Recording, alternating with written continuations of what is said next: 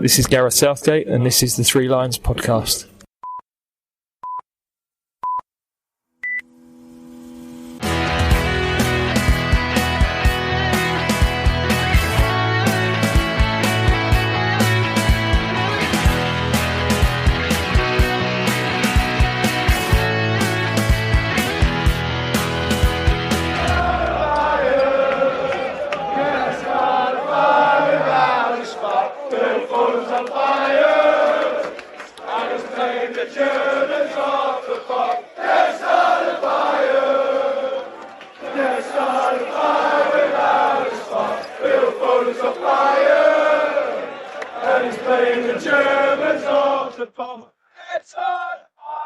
Hello and good morning and welcome to the Three Lions podcast. My name is Russell Osborne and this is an independent England football supporters podcast.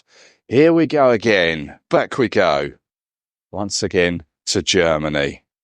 This time it's 5 a.m. and I'm walking through the mean streets of Walthamstow. Shout out to a good friend of mine who let me sleep on his sofa last night. Plan is first underground from Black Horse Road, change at Oxford Circus, lose my Elizabeth Line virginity by heading down to Heathrow to fly to Luxembourg, to then get a coach to Frankfurt. Because later in the day, we face Denmark in our second Euro 2024 match. Frankfurt, thankfully, not Gelsenkirchen, which rightly so came under a lot of criticism for its organisation pre and post game for that Serbia game. You've probably seen about it, read about it, heard about it in the papers, on the telly, and you would have also have heard about it on the previous episode where I spoke with various fans that got caught up in it. Yeah, it wasn't ideal, but who's to blame? Well, you have to point the initial finger, I guess, at UEFA. They chose the venue, and when you need to take into account the city, the town, you take all that into the account, and the authorities who sort of run that city and the town, they appear to have made a lot of promises that weren't kept as to how they would organise that day and the event. So let's hope for a different story when or if we return there for the knockouts. Although it is worth pointing out that that scheduled game, the kick-off time would be a little bit earlier. I think it's at 6 o'clock. But that's all by the by until then, because now we're off to Frankfurt. Right, Elizabeth Line negotiated. Security at Heathrow negotiated. Got myself a coffee. I'm not one for a beer at this time of morning, it has to be said. But yeah, just sit and wait for the gate to be called and a flight to Luxembourg. So in the meantime, let's just recap some of the games that have happened since we last spoke. Belgium lost to Slovakia, didn't they? Probably the biggest shock so far. Romania beating Ukraine by 3. I guess that probably wasn't predicted by many, that. Mbappe broke his nose. That looked painful, didn't it? Interesting to see what the next game for France. I think France against the Netherlands is the next one. How we'll take part in that. If you'll have one of those masks, I don't know. But the French, they still went on to beat Austria by 1-0. Turkey, they look good, although some would say it was only Georgia that they played. Did you see the rain there, though, in Dortmund? Pouring through the roof, just like we saw at Old Trafford towards the end of the season. Crazy. What else? Portugal. Portugal beat the Czech Republic. Yes, yeah, that one. I wanted to make a point about saying this one. It's so funny. I think it was Jota scored, didn't he? Wanted the ball so badly as the Czech keeper was holding on to it. He was like in the back of the net holding on to it. Eventually, Jota got hold of the ball, stuck it up his shirt, goes and does that baby celebration where he's sucking his thumb, and then the goal's disallowed for offside. I think it was Ronaldo was offside in the build-up. Did make me laugh, that one. What else? Croatia, Albania, I've made a note of here. I was at work when that one was played. Seemed I missed a good one there. It was 2-2 that game. I think I said after Croatia lost to Spain, this could be the end of them having a Desmond against Albania. Hasn't done them any favours at all, that one, has it? Germany became the first team into the knockouts, beating Hungary. Germans looking good, as the Germans do, has to be said. And then the final game of Wednesday, yesterday, as I speak to you, saw Scotland draw 1-1 with Switzerland. I missed that one too, which seems to have been a bit of a blessing. Did see the highlights. Scotland scored once again through a bit of help from their opponents. Massive deflection, that one. And then they gave the ball away in a shocking manner for Switzerland to equalise. It's just Scotland being Scotland, isn't it? But I did see on social media that whilst out in Germany, a Scottish fan by the name of Colin Key had passed away. That's sad. I don't know the reasoning, and it's none of my business, but I'd just like to pass on my condolences to his family and friends, especially those out in Germany with him. Can't imagine how tough it is for them.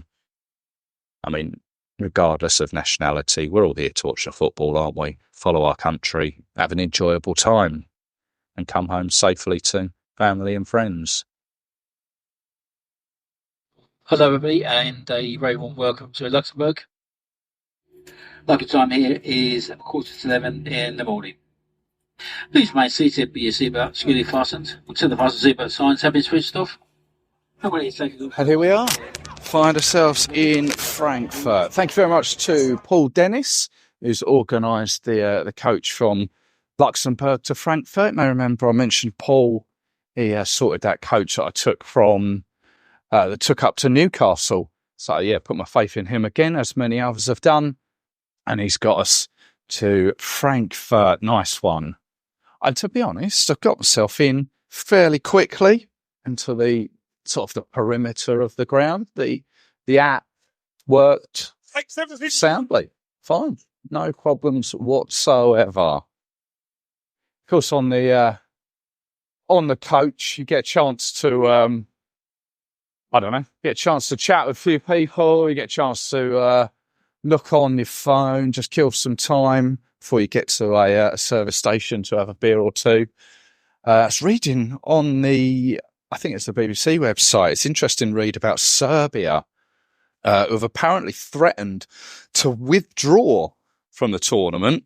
Apparently there was chanting between Croatia and Albania, sort of against the Serbs, which was a new one on me. I didn't even see that game, so I don't know really what it was all about. I highly doubt that it'll come to that they'll withdraw, but UEFA are probably going to ask questions on that one. They're going to come under a bit of scrutiny as how to deal with it. That'll be an interesting one. So we are, Frankfurt. It's actually a ground we played at before, you might know, twice in fact. It's changed a little since the first time. You have to go back to Euro 88, which was hosted in West Germany. I wouldn't suggest going to look back on it because the game we played here, we lost 3-1 to the Soviet Union. I remember it. It was atrocious. Back then, it was like an open-ended ground, sort of had fences and a roof at either side. It was open behind both goals. Basically, it was a sports field with like a sort of an athletics track around the side of it. And then I have to do my maths now. I think it's 2006, so that is 18 years, possibly.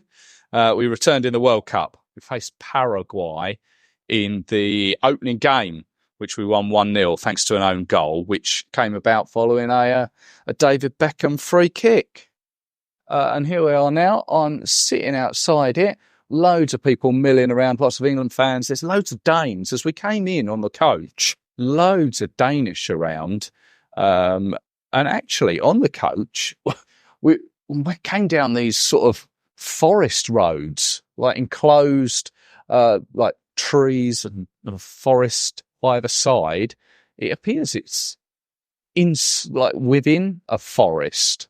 It's very green where I'm sitting at the moment. I may have to have a quick look on Google Maps from above and see actually what the surrounding area actually looks like. But yeah, there's a stadium pitched up here, and now it has a roof on. It's got, as all the grounds in the tournament, it's got all the UEFA branding, Frankfurt written all around, all the Euro 2024 colours and the logo. So I'm going to find my tickets. I'm going to go for a wander around. Maybe see who we can speak to. Hello, Russell. It's Lee and Jack here from Hastings. We're outside the stadium. The atmosphere is starting to build now. Fans from both sides turning up. So prediction time. Jack, what's your prediction? 3-0, Saka, Foden, Bellingham. Oh, nice. I think 3-1 for England. It'd be Bellingham, Foden and Kane. Tell you what, if I'm playing the Danish, a lot of them are wearing that 1986 classic pummel shirt. I know we've had some classic shirts in our time, but that Danish one is superb. It's the one that they reissued recently. Like Southampton sort of had their own version of it a little while back. It is a nice shirt. So I'm walking around the ground. It's all right. It's very concrete from the outside, sort of open with a lot of grounds. They'll have like a covered exterior, but this one is quite open. Haven't got in yet, but soaking up the atmosphere from the outside. Not going to buy one today, as I bought one for the opening game against Serbia, the tournament programme. But in case you're wondering, they're €10 for a tournament programme. Apparently, they're going to do a programme for the tournament, and then they'll do ones for the semi-finals and for the finals as well, I believe. But there are merchandise stalls dotted around the outside of the ground. Had a mooch around the ground. Seen the Denmark team arrive on their coach. Had a chat with a few people. And inside this is the home ground of Eintracht Frankfurt, who you may remember. I think Arsenal played them in the Champions League last season before. It can't have been Champions League, was it? It was probably the UEFA Cup, whatever it's known as. Can't think of it now. But here we go. We're inside. It's a stadium with, we've got two tiers, but sort of separated by two layers of executive boxes, as it were. And I've got the media area to my left. I'm behind the goal. And it's just where obviously they're going to have the TV gantry with various pundits. Who it'll be, I don't know. It might be the BBC here. But much like the ground in Gelsenkirchen, this one has a big four-sided screen hanging from the roof in the centre, currently showing Slovenia against Serbia. Slovenia currently 1-0 up with 3 minutes left to go. And do you know what? I think I said on the other episode where Paul Robinson kicked the ball and hit the TV screens. May well have been here for all I remember against Paraguay. But the roof is covered. It's indoors effectively because there's like a canopy that covers the pitch, a white canopy. There are open areas around the top, at the top of the seats. But already the England team are out, just having a wander around on the pitch like they did the other day, like they do every game, just checking out what it's like here. As we often do, let's have a look at what flags are around. We've got Grimsby Town, Rainton Mags, Bedford Town. Oh, I recognise that one. Scarborough on tour.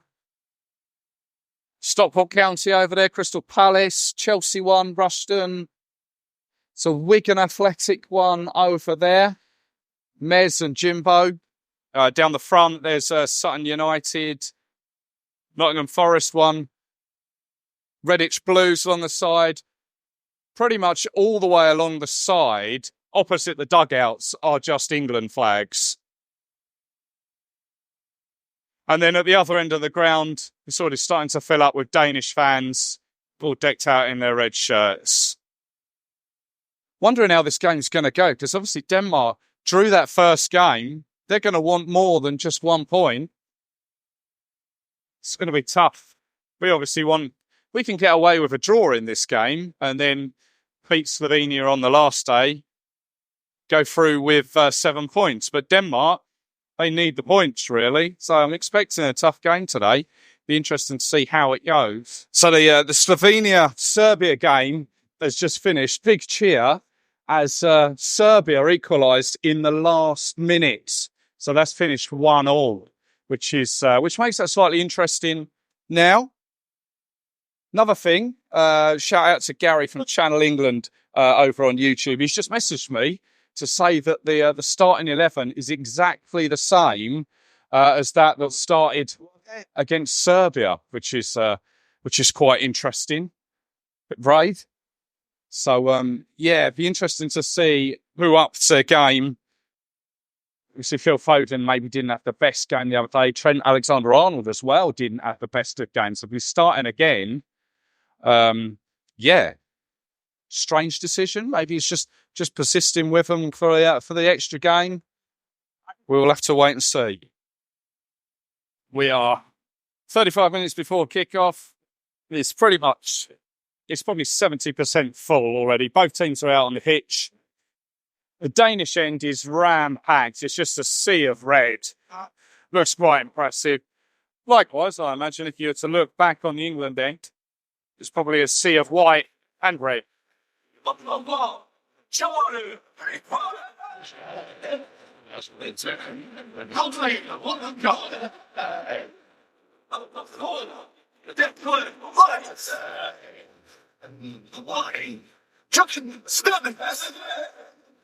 Number 6. Whoa, get in. Number 7. Macaulay Saka. Number 8. Trent Alexander-Arnold. Number 9. Harry Kane. Number 10. Jude Bellingham. Number 14. Frenna.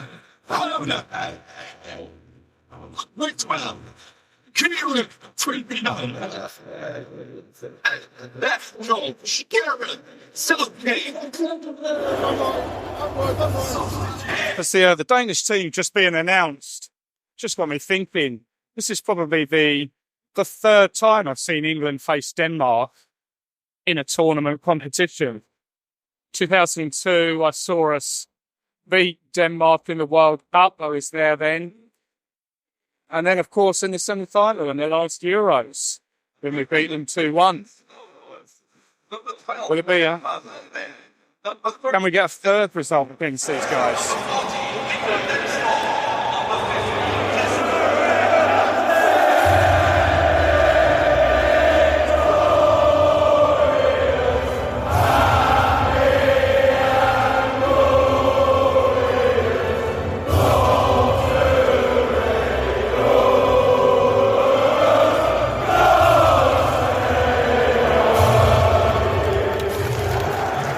Good as this stadium is and keeps the atmosphere in, the pitch is absolutely atrocious. Carl Walker has carved it up twice. There's massive gash. I can see gash in the bottom left-hand corner to me behind the goal. There's one along the touchline. I can see one in the centre circle as well. The pitch is awful. For a game of this standard, the pitch is atrocious.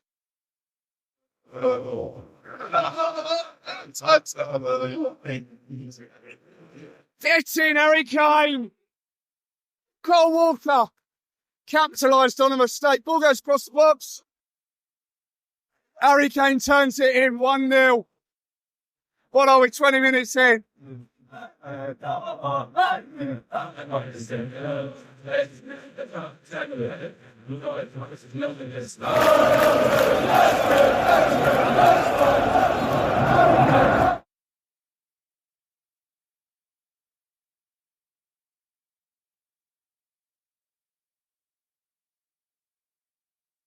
Denmark equaliser on 35 minutes. Ball just went astray right across the pitch. No one was picking up the fella and struck it. He struck it well from off the post. To be fair, it's an even reflection so far. Neither team has stamped any authority on it. It's Declan Rice. Is it Declan Rice giving the ball away? Just showing it on the big screen. It's a cracking effort. Superb. The final score is Denmark 1, England 1. Thank you to your properties, and thank you to all the fans for your support at this UEFA Euro 2024 match. Well, where do we go from there? 1-1. I said it after the Iceland game. I wondered if there were signs there.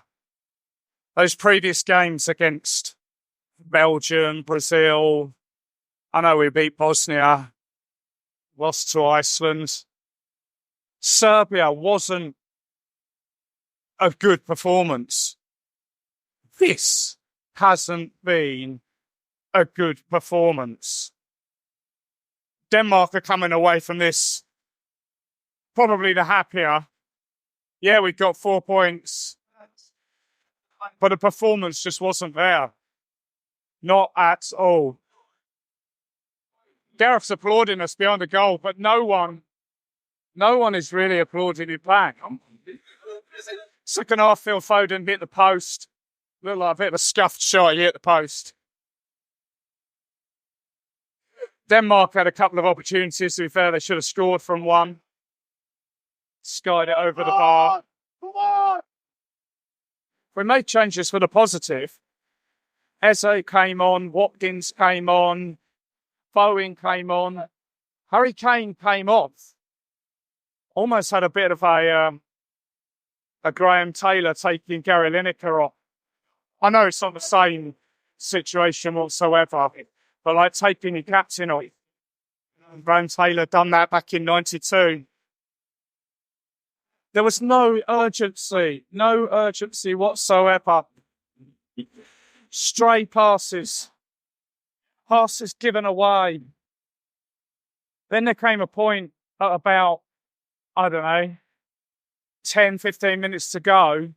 Pickford, Stones having an argument. Wasn't good enough. So just talking to people who are on the coach on the way back, just before we get on, people aren't happy. People aren't happy at all. Someone even said to me as I was walking out the ground, should we sack Southgate? Should we sack him mid-tournament? Bit of a bold move. I mean, I've got to be honest, though, Southgate wasn't responsible for... I think it was actually Kane that gave the ball away for their goal. That wasn't Southgate's fault. And he did obviously make some... he made some prompt substitutions. But yeah, people aren't happy. I tell you what, right. Let's hear what you've got to say about it.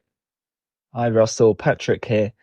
I think that obviously this has happened before. You think about America last time, Scotland the time before that. But I think this one, it did feel a bit different because rather than just being a bit dull, in some cases we were actively bad. At the same time, it is a game of not too much importance. It's tournament football. And maybe the players know that as well. And they're just sort of trying to conserve their energy for the big games. A lot of the teams seem to be struggling. So I wouldn't worry too much yet.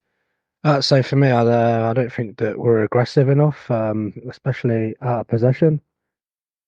Stato time here, but we have conceded the least number of fouls in the tournament so far. Yesterday, we made 5 fouls. To put it into perspective, when Germany beat Scotland 5-1 in the opening game, Germany made 15 fouls.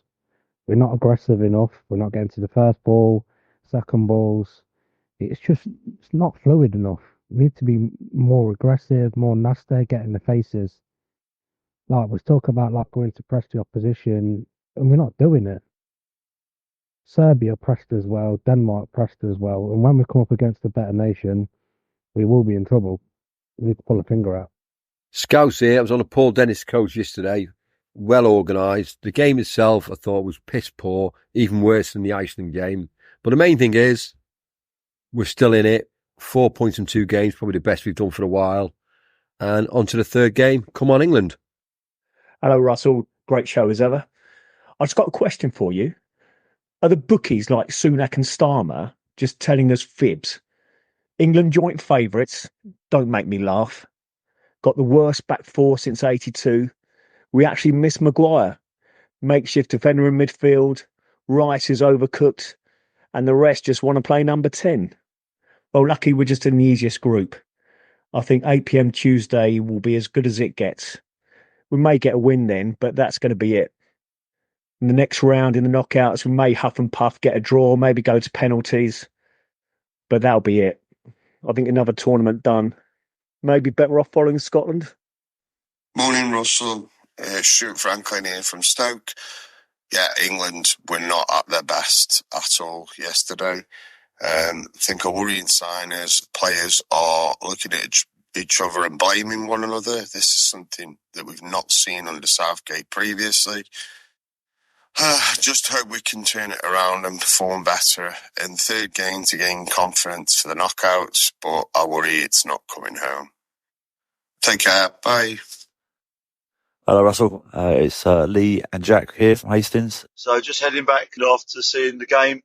Got to take the positives from it, I think.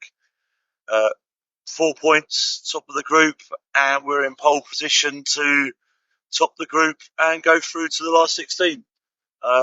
England tend to grow into tournaments. So really, as much as it was a frustrating evening and we really would like to have seen a good, emphatic win, I'm pretty upbeat about it, really, to be honest. So I think it was good. Tournament management is what we're seeing. All good from me. What do you think, Jack? Yeah, I'd say we are going to have high expectations of the team. But in previous tournaments where we have, I'd say, like the Euros, the final, we have drawn in the group stage. And I think, it's just about get to the knockout stage and see where we are. We're off there, but, yeah, we should expect more from the team, but it's not yet. Thanks as always to those that contributed. Always great to hear from you. Same again for Slovenia. Should we do that? Well, then, of course, we'll know where and when we stand for the knockouts. Actually, just referring back to last night's game, I think I need to correct myself. I think during the game I incorrectly said that it was Declan Rice that gave the ball away for the Denmark goal. Having sort of rewatched it, it appears it was actually Harry Kane. Didn't realise that at the time. So after a morning sightseeing around Luxembourg, I'm back at the airport, waiting to head home. A few of us on the same plane. Great as always to see and meet sort of many England people, many England friends. It's always a mantra that I try and stick to when following England, watching England abroad. Never let the football spoil a trip. Thanks as always for listening and the kind messages some of you have sent. It sort of always makes me smile when people actually do listen to my ramblings. I kind of really hope that I've sort of given a little flavour as what it's like to be here for those that maybe aren't so fortunate to be out here. So don't forget, you can follow the show on social media. Just search 3 Lions Podcasts. You'll find it there. So until next time, take care of yourselves. Cheers.